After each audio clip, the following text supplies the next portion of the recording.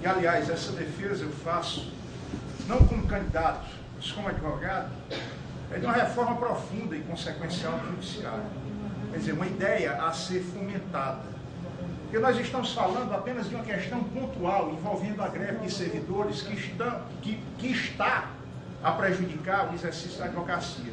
Mas algo mais sério, que implica em represamento de processos, que implica na demora da prestação jurisdicional, na demora desesperadora que faz uma pessoa perder o próprio senso, o próprio gosto pelo direito, e isso é inimaginável, sob todos os aspectos.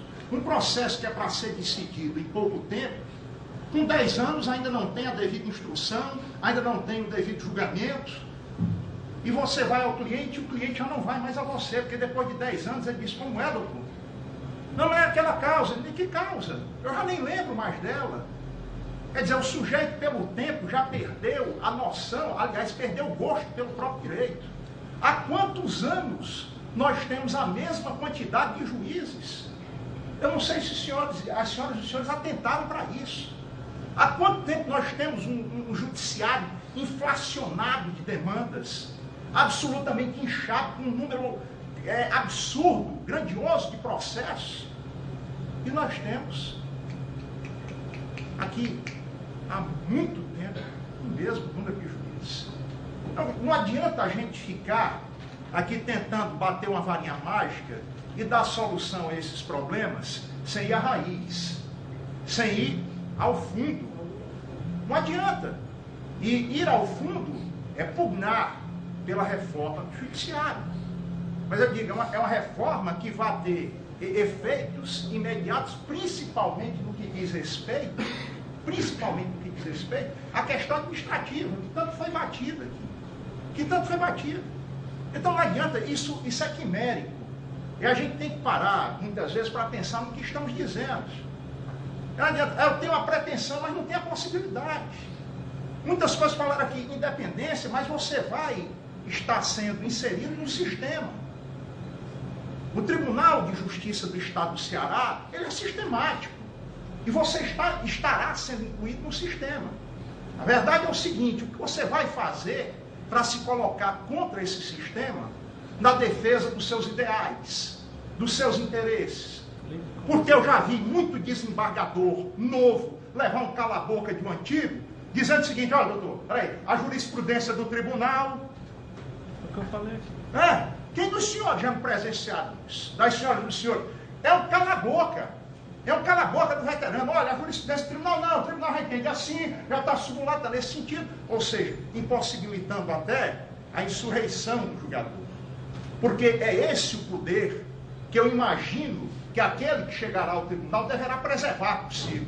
O poder da insurreição. Não é da insurreição contra tudo e contra todos, mas a insurreição contra aquilo que está errado, contra aquilo que visceralmente carece de modificação.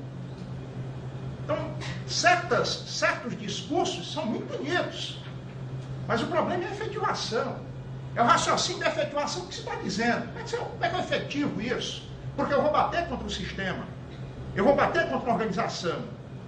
E aí eu disse, eu não sei se eu me fiz entender bem nas minhas colocações preliminares, mas eu disse, olha, me lembro aqui, e abro parênteses para lembrar uma frase que eu aprendi no convívio de um dos maiores advogados criminalistas da história do judiciário cearense, Raimundo Evaldo Pontes. Eu era moleque convivendo com ele no foro criminal, lá da Praça da Sé. E era enxerido e me metia entre os veteranos, e tenho como amigos, muitos deles hoje, até como compadres, muitos deles. E o Evaldo, de saudosa memória, que para mim foi a referência de um grande advogado sobre todos os aspectos, me citava sempre, repetidamente, as palavras de Padre Antônio Vieira, o poeta pregador português, o pregador sacro português. Ele dizia o seguinte, falando que essas palavras configuravam o hino do advogado: não hei de pedir pedindo, mas protestando e argumentando, pois esta é a licença e a liberdade que tem quem não pede favor, senão justiça. Mas essas são palavras que vão povoar o espírito indômito do advogado. E é esse espírito que precisa ser preservado no tribunal, para que você tenha a coragem de enfrentamentos. a coragem de romper muitas vezes contra o sistema. E não simplesmente se acomodar. É por isso que eu digo, essa vaga tem que ser preenchida por um idealista. E não por um oportunista. É por um idealista. Efetivamente, que todos aqui estejam movidos por esse ideal. Por ideal de mudança.